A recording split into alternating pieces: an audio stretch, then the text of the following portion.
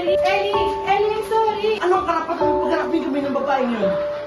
Akala ko makakatulong sa'yo. Sa akin? Narinig ko kayo ng tatay ko.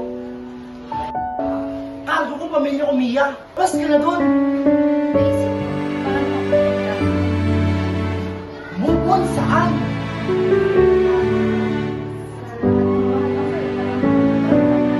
Bakit? Ano bang alam mo sa mga nararamdaman ko? Alam mo ba ang mga pinagdadaanan ko? Hindi. Kaya huwag ka magpagap na alam mo lahat ang nararamdaman ko. Tumigil ka na para bang sa'yo na pwede mong sabihin sa akin kung kailan ako mag-move on. Kahit si Celine na kasama ko sa lahat, na alam ang lahat, pinakailaman yung mga Hindi ako si ko. Celine, kaya huwag mo akong ikumpara sa kanya. Tama! Hindi ikaw si Celine. At kailanman, hindi ka magiging si Celine. Patay na sa Celine, Ellie, hindi na siya babalik. Pero hanggang ngayon, umaarte ka pa rin na parang nandito lang siya.